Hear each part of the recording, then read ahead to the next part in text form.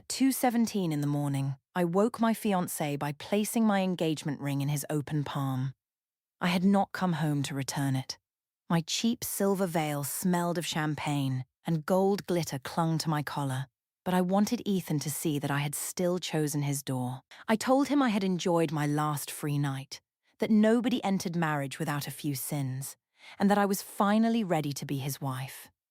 He did not interrupt me. He waited until the silence made me explain that getting something out of my system was better than carrying it into a marriage. Then he slid the ring back onto my finger, and I went to bed certain I had given him honesty instead of a problem. My name is Sloane Beckett. I was 32, and I supervised insurance claims for a regional company outside Leeds. My job was not deciding whether people were good. It was deciding which facts mattered, which facts were noise, and how much one bad hour should cost. That distinction mattered to me. Ethan Cole was 35 and worked as a municipal engineer. We had been together for 6 years and engaged for 14 months. He was careful with bridges, budgets, and people. If a cupboard hinge made one bad sound, Ethan fixed it before the door sagged. If my car had a warning light, he read the manual before I finished saying it was probably nothing. He loved by preventing damage. For a long time, that felt like the safest form of love I had ever known.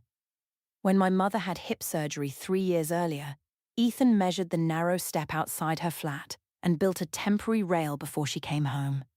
He painted it the same green as her door because she hated anything that made her look unwell.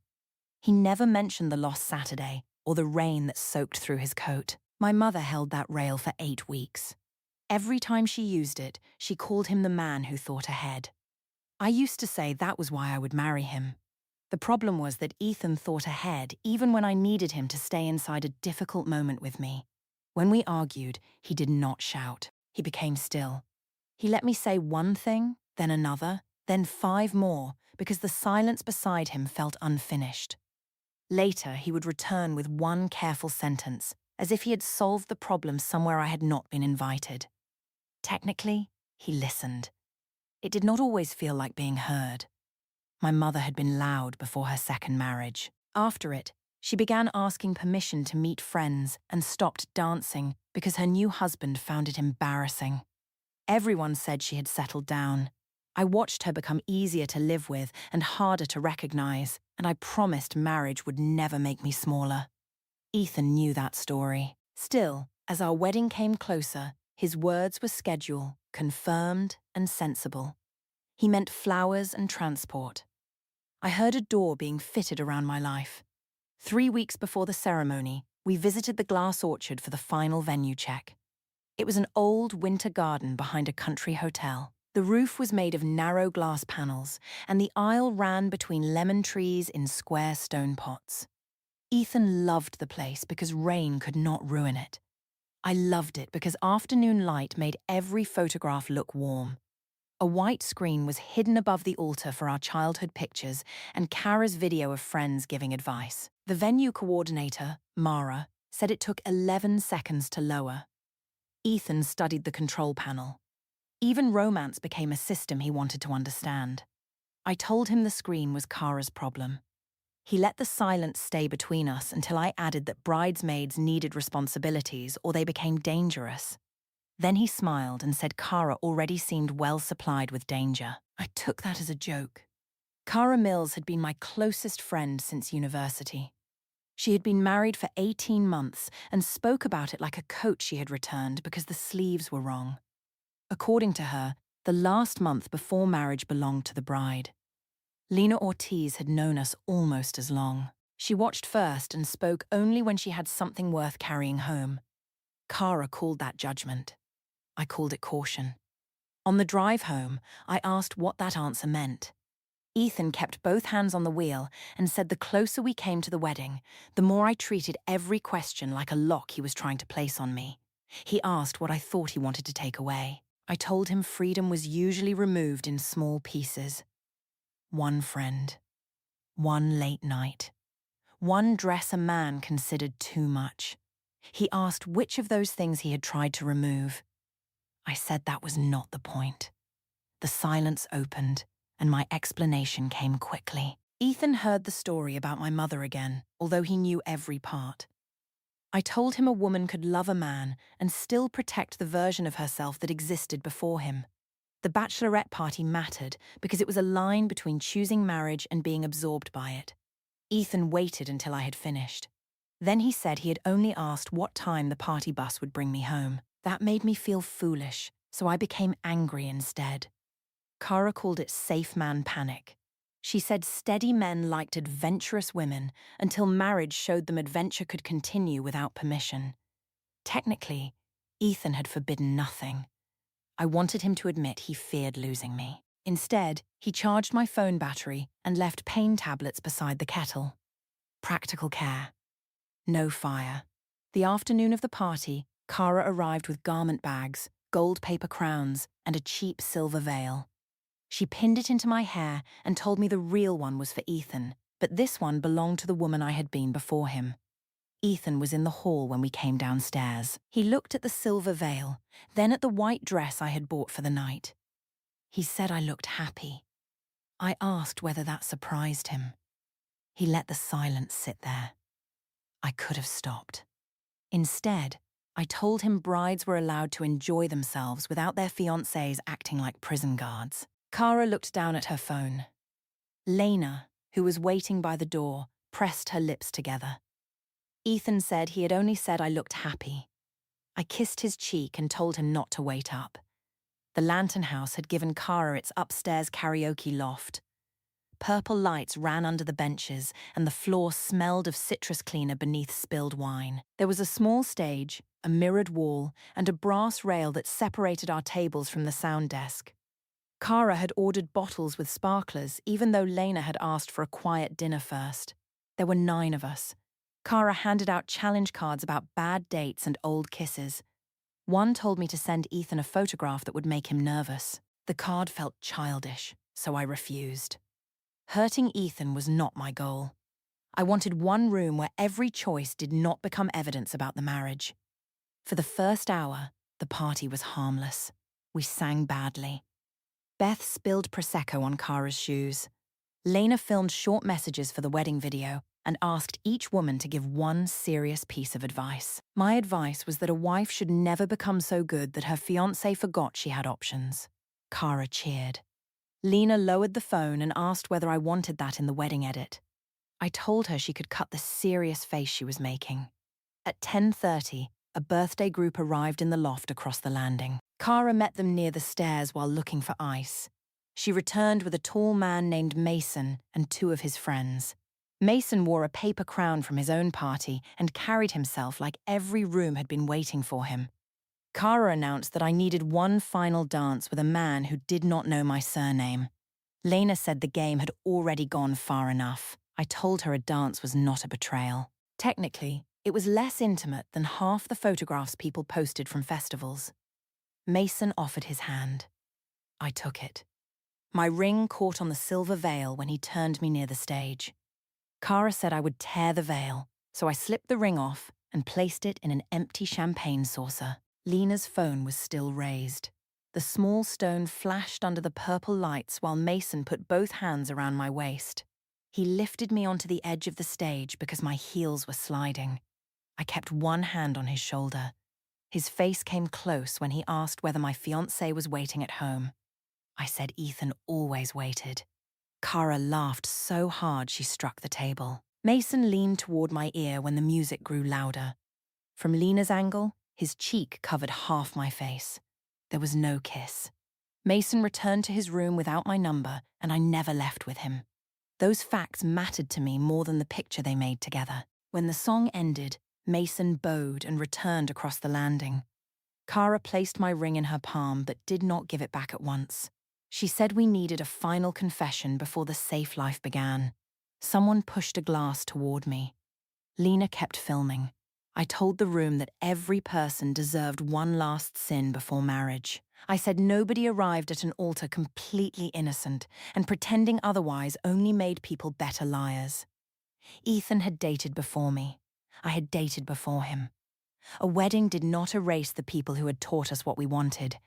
Beth asked what Mason had taught me in one song. I said he had reminded me that men could still want me before I became somebody's sensible wife. Kara asked why I called Ethan safe as though it were an insult. I said safe was not an insult. Safe was where a woman came home after she had finished taking risks.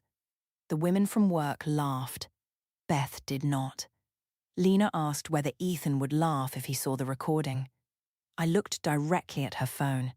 I said Ethan would forgive anything that ended with me choosing him. He needed order too much to cancel a wedding. He had spent 14 months checking costs and weather plans. A man like that did not burn his own schedule because his bride had enjoyed one night. Kara raised my ring like a prize. The room was listening, so I kept going.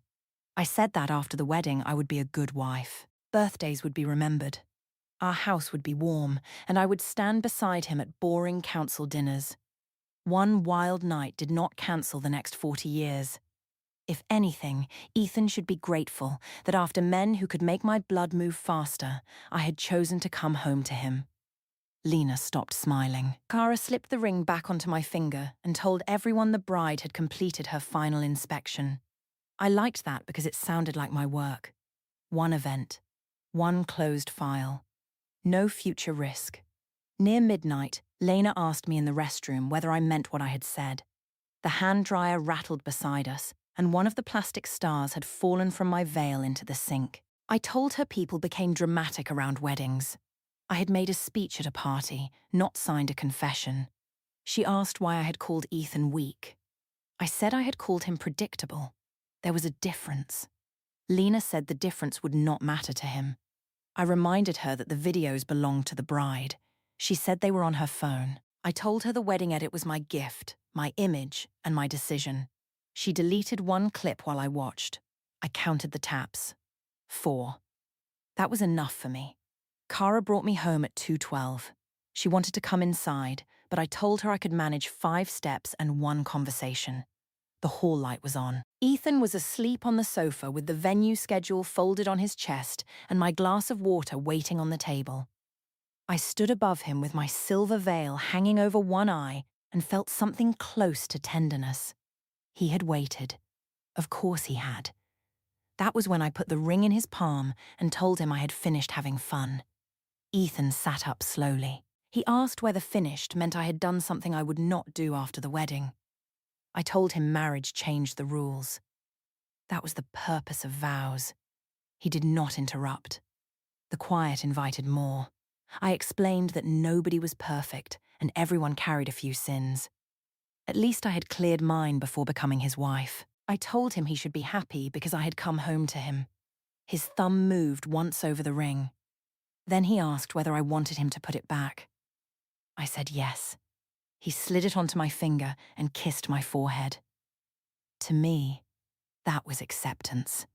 He picked up the fallen edge of my silver veil, draped it across the chair behind him, and said we would speak in the morning. I went to bed believing the difficult part had already passed. At 9, Ethan made coffee and set a mug beside 2 pain tablets. The silver veil was folded on the end of the table. One plastic star had come loose and lay beside it. He asked what I remembered from the party. I told him karaoke, games, and too much Prosecco. He asked whether there had been men in the room. That question was specific enough to irritate me. I asked which of my friends had already tried to turn a silly night into a moral emergency. Ethan said no one had spoken to him. I told him Mason had danced with me for 1 song. I added that he had returned to his own party and that nothing happened. Ethan waited. The silence made the room feel unfinished, so I said the ring had caught on the veil, then described Mason's hands at my waist and the stage. Each fact sounded smaller when I separated it from the others. Ethan asked why my ring had needed to leave my hand for a dance. I told him it had been practical. He looked at the folded veil. Then he asked what I had called him in front of my friends. I could have answered safe. Instead, I said I had told them I loved my fiancé. He let the silence stay until my phone buzzed on the counter. Kara had created a new group chat without Lena. Her first message said everyone needed to remove the final hour from their phones. Her second said Lena was behaving like a priest with a data plan. Beth replied with one word. Why? I turned the screen face down. Ethan asked whether it was Cara. I said it was a question about breakfast. Technically, breakfast had been mentioned 2 messages later. He nodded once and carried his coffee to the balcony. I took his distance as proof that he was hurt but manageable. Hurt passed. Weddings remained. By noon, the others had deleted their clips, but Cara still could not reach Lena. I called her myself. Lena answered after the 5th ring. I asked why she was making everyone nervous. She said people were nervous because they knew what had happened. I told her nothing had happened. She repeated my list back to me without raising her voice. The ring in the saucer. Mason's hands. The speech about Ethan being too weak to cancel. The part where I said he should be grateful after the other men. I said those were separate moments and she was arranging them to sound worse. Lena asked whether I had told Ethan about any of them. I said I had told him the truth that mattered. She went quiet. I hated when quiet people acted as if silence belonged only to them. I told her the videos were private and she did not have permission to share them. She said she had deleted the clip I watched her delete. Then she ended the call. I heard the exact wording. The clip. Singular. For 1 second, I considered calling back and asking how many copies existed. Then Cara sent a picture of our brunch table for the next day, covered with white flowers and place cards. 10 days remained before the wedding. I chose the problem that still looked beautiful. Ethan came inside, carrying the small toolbox he kept on the balcony. He had fixed the loose latch without mentioning it. I wrapped my arms around him from behind and told him I did not want one silly night to sit between us. He asked whether I wanted to tell him the whole night. There it was again, the open space, the chance to keep speaking. I told him I had already told him what mattered. He closed the toolbox and said that was an answer. I heard acceptance because I needed it to be acceptance. The bridesmaids' brunch was held in a private room at a bakery near the station. Cara kept turning the damaged side of the cake toward the wall instead of making it into a joke. Lena's place card remained beside an empty chair. Beth asked if we should wait. Cara said Lena had decided she was too principled for cake. Nobody laughed. I told them Ethan knew about the dance and had put the ring back on my finger himself. The sentence settled the room for a moment. I held up my hand as proof. If the man involved had accepted the night, the other women had no reason to carry it for him. One of my work friends asked whether he knew about the speech. Cara answered before I did. She said drunk speeches did not count. Beth studied the collapsed icing. She asked which part had been drunk and which part had been honest. I told her there was no useful difference at a bachelorette party. The whole point was to say exaggerated things in a room that would not follow you home. The door opened behind me. Ethan stood there, holding the folder I had left beside the coffee machine. He had driven across town because the folder contained the final seating plan. 6 women stopped speaking at the same time. Cara reached for her water. Beth looked at me. The woman who had asked about the speech placed her phone under her napkin. Ethan gave me the folder and asked whether he had interrupted something. I said bridesmaid business. He waited. Cara tried to rescue the room by asking whether he was nervous. Ethan said he had not been until everyone became silent when he entered. His voice stayed light, but his eyes moved once around the table. I kissed him and told him women did not want a fiancé listening to every private joke. He asked whether the jokes were about him. The empty chair seemed larger than it had a minute earlier. I told him weddings made people self-important. He did not need to treat every laugh as a public statement. Ethan looked at my ring, then at Cara. He said he hoped the cake was good and left. Cara waited until the door closed before asking why he looked as if he knew something. I said that was simply his face when he wanted other people to do the talking for him. Beth moved her place card beside the collapsed corner of the cake. She said she had to leave for a train and did not stay for coffee. Cara stopped making jokes after that. Lena came to my office 2 days later with a small black memory card in a clear plastic case. I brought her into an empty meeting room before anyone could ask questions. She placed the case on the table and said it contained the full wedding advice recordings, including the harmless ones from the start of the night. She had copied the files before deleting the clip in the restroom because Cara had asked everyone to send footage for the wedding edit. I asked whether she had shown Ethan. Lena said she had not decided what to do. I told her there was nothing to decide. The footage showed a bride making jokes at her own party. Ethan knew about Mason. He had put the ring back on my hand. She said a ring could be returned before trust was. That sounded rehearsed. I asked how long she had been turning my marriage into one of her moral projects. Lena pushed the card toward me. She said I could take it if I promised to tell Ethan exactly what was on it before the rehearsal. I picked up the case. Then she added that it was not the only copy. The case returned to the table. I told her sharing private footage could affect her job. It was not a threat. Risk was my work. Lena asked whether I had just used my position to frighten a friend into protecting a lie. I said I was protecting a wedding from a woman who enjoyed feeling righteous. She left the memory card on the table and walked out. I took it home and dropped it into the drawer beneath old takeaway menus.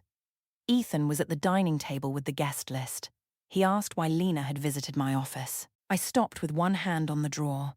He said she had messaged him first to ask when I finished work, then deleted the message before he answered.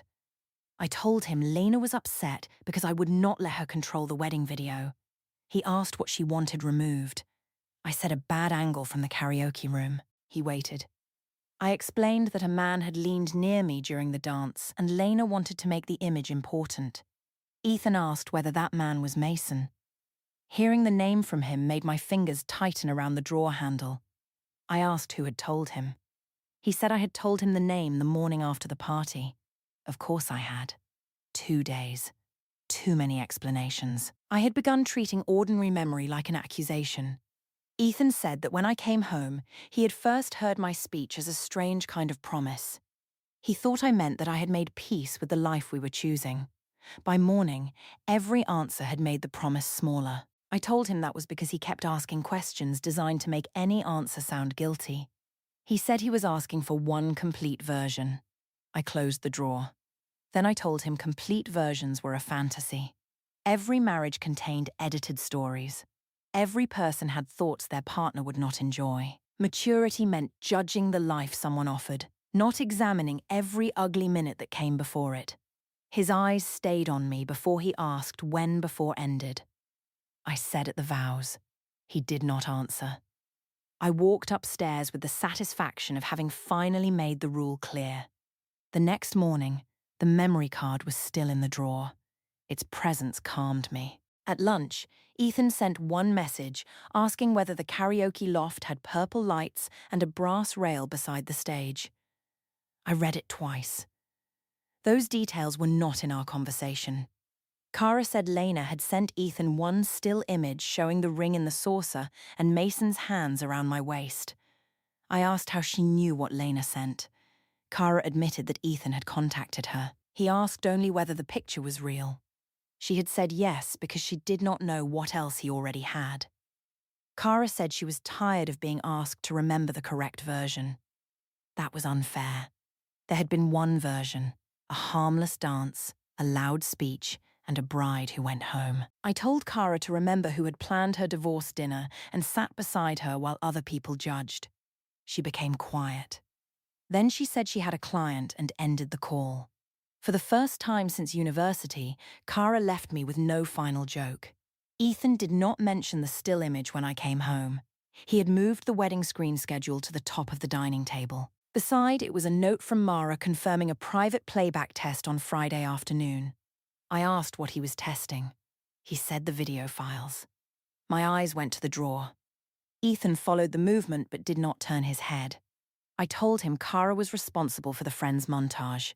He said Cara had asked him to handle it now. I laughed because the alternative was asking why.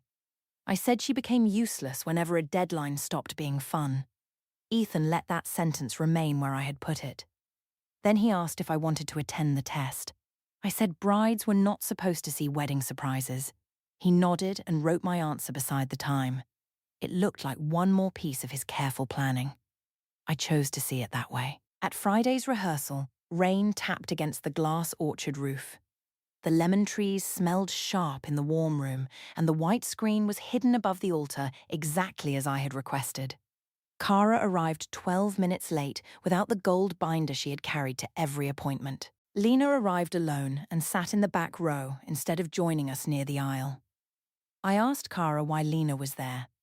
Cara said Ethan had invited every member of the wedding party to rehearse. I reminded her that she was my maid of honor. She said she knew. No one offered more. We practiced the walk twice.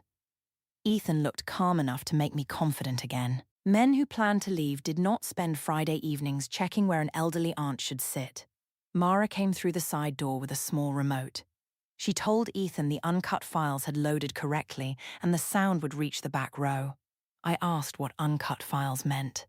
Mara looked at Ethan. He said Cara's recordings had different formats and the system needed to play all of them. Cara began turning her phone over in her hands. I asked if the montage was meant to be romantic. Ethan said it was meant to be honest. The word irritated me because Lena had made it her property all week. I told Mara to keep the video under 4 minutes. Guests did not come to a wedding to watch other people speak. Ethan said 4 minutes would be enough. After the others left, he asked me to stay beneath the glass roof. Rainwater moved down the panels in thin lines. The chairs had been placed in pairs along the aisle, and our mothers were checking flowers near the entrance. Ethan asked whether there was anything on the bachelorette recordings that would make him choose not to marry me. I could have asked what he had seen. Instead, I told him his choice belonged to him. I would not confess to a crime simply because my friends had turned a party into evidence. He asked whether I had said he was too weak to cancel the wedding.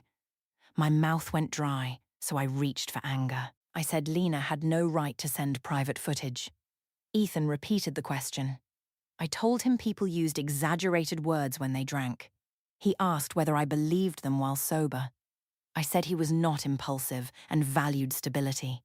One difficult night would not make him destroy 6 good years. He said that was not the same as believing he was weak.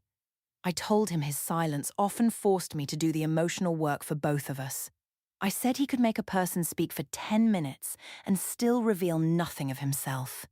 He called that control when it suited him and patience when it did not. That accusation was true. Ethan accepted the accusation and admitted he had spent years treating calm as kindness because conflict frightened him. His silence had left empty places where I built my own answers. None of that, he added, had put the words in my mouth at the party. For one clean second, I saw his face without my usual explanation. He was not cold. He was tired, and the tiredness had no request inside it. My hand moved toward him. Then Lena walked past the glass door outside, and anger closed the space again. I told myself Ethan had chosen this setting because he wanted me surrounded by the wedding I could lose. His sadness was still pressure, only quieter. I lowered my hand. I told him nobody entered marriage innocent. At least I had taken one last piece of freedom and brought myself home before becoming his wife. Ethan asked whether coming home erased contempt. I said choosing him should matter more than words spoken to women he did not even like. He let the silence open one final time. I told him he would regret humiliating both families over a private joke. A strong man could absorb one ugly story and still protect the future. Ethan looked toward the hidden screen. Then he said he understood exactly what I was offering. He picked up the remote Mara had left on a chair and placed it inside his coat. I read that as surrender. Cara did not answer either of my calls that night. She sent one message saying she would see me in the morning, then turned her phone off. The wedding day began clear after a week of rain. Sunlight crossed the hotel suite and landed on my dress hanging beside the window. The real veil reached the carpet. Its edge was plain ivory, with no stars or glitter. It looked serious, permanent. My mother helped fasten the dress. She asked why Cara had not arrived. I said maid of honor panic was common. At 10, Cara sent a message saying she could not stand beside me at the altar. She would sit in the last row and leave after the ceremony. No explanation, no apology. I called 6 times. Nothing. My mother asked whether the party had caused this. I told her Lena had made people dramatic. She tightened one button at my wrist and asked what Ethan knew. I said enough to be hurt and not enough to leave. She stopped fastening the sleeve. I reminded her that Ethan had completed the rehearsal. The flowers were in place. His suit was downstairs. A man cancelling a wedding did not check the sound system the day before. My mother asked if I heard myself. I told her I heard a bride who understood her fiancé. At 11:16, Ethan sent a message. He asked one question. Were my words at the party only drunk jokes, or did I believe he should be grateful because I had chosen him after having my fun? The hairdresser was pinning the veil above my neck. My reflection looked calm, finished. I answered that both things could be true. The words had been exaggerated, but the idea was honest. Every person carried sins into marriage. I had cleared mine out before the vows, and he should be happy that I had chosen to come home to him. Ethan replied that he understood. 2 words. Clean. Safe. I showed the message to my mother. She did not look relieved. The hotel car took us around the garden to the glass orchard entrance. Guests were already seated. Through the open doors, I could see Ethan beneath the lemon branches in a dark suit. He stood beside the officiant with his hands at his sides. Cara was in the last row. Lena sat 2 chairs away from her. Neither woman turned when I entered. The music started. I walked toward Ethan with the real veil behind me and my father's arm under my hand. Every step made the night at the Lantern House feel smaller. Purple lights. Cheap wine. One stranger whose surname I never learned. Those things belonged to another room. This room held white flowers and 100 people who had come to watch Ethan choose me. He did not smile when I reached him, but calm had always been his way of surviving emotion. I placed my hand in his. His fingers closed once, then released. The officiant welcomed our families.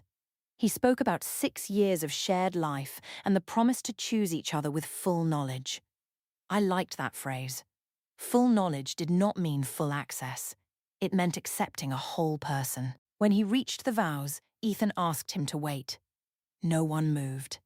Ethan took Mara's remote from his pocket. He said there was one final message from the wedding party that needed to play before either of us promised anything. The screen began to lower behind us. 11 seconds. I counted every one. The first image showed the purple karaoke loft. Cara was laughing behind the camera while I stood on the small stage in my cheap silver veil. The sound reached the back row clearly. Mason entered the frame. My ring left my hand and landed in the champagne saucer. His hands closed around my waist. On the screen, his face covered mine while the women shouted. I turned toward Ethan and said the angle was misleading. He did not interrupt. The video moved to the speech. My own face filled the screen, bright with drink and attention. I told the room every bride deserved one last sin. My speech called Ethan safe and described safety as the place a woman returned after risk. The guests heard me say he needed order too much to cancel the wedding. Someone behind my mother made a small sound. Ethan's father looked down at his hands. I said the words had been cut together. The time code remained visible at the bottom. No cut came. On screen, Beth asked what Ethan received in exchange for forgiving me. I answered that after the wedding I would become a good wife. I would come home, remember birthdays, and stand beside him at boring dinners. Then I said he should be grateful that after men who made my blood move faster, I had selected him. My mother removed her hand from the back of my dress. The final clip came from Lena's phone in the restroom. She asked whether I meant it. I answered that Ethan would never destroy his own plans. Then she asked whether he deserved the truth. I said he deserved the version of the night that got him to the altar. The screen stopped on my face. No music followed. I turned to the guests and told them a bachelorette party was not a courtroom. People said foolish things among friends. Ethan knew there had been a dance and had still placed the ring back on my finger. Lena stood in the last row. She did not defend herself or me. She only said Ethan had asked for the unedited files after I threatened her job for keeping them. That sentence landed because it was plain. I looked at Cara. Her chair was empty. She had left while the screen was lowering. Ethan held out his hand. For a second, I believed he wanted mine again. Then I saw that he was asking for the ring. I closed my fingers around it and told him we could discuss everything privately after the ceremony. I reminded him that guests had traveled, that our parents were present, and that one humiliating video did not define 6 years. Ethan said one claim from my speech was true. Everyone carried sins. Cancelling the wedding was one he was willing to live with. He did not pull the ring from my hand. He stepped away from it. The officiant closed the vow book. Ethan walked down the aisle alone, past the screen and the people who had come to see him marry me. His mother rose and followed. His father went next. No one tried to stop them. The screen remained lowered behind me. My face from the party stayed above the empty place where Ethan had been standing. The glass orchard kept the ceremony deposit. The hotel cancelled the honeymoon suite before sunset and charged my card for the final night. 3 days later, Ethan sent written notice ending his part of our lease, and the letting agent gave me 30 days to qualify a loan or leave. Cara wrote that she had laughed because she was afraid of becoming the next target, then removed me from every group we shared. Lena returned her bridesmaid dress in a plain box with a clear memory card case tucked inside the sleeve. My mother stored the unopened wedding gifts in her garage and refused to tell relatives that Ethan had misunderstood me. I still believed one bad night should not cost the same as 6 good years. That was how I had judged every claim at work. But I had not offered Ethan a bad night. I had offered him a rule in which my choice made his dignity optional, then asked him to call that rule love. The staff folded the last chair while my cathedral veil was still pinned to my hair.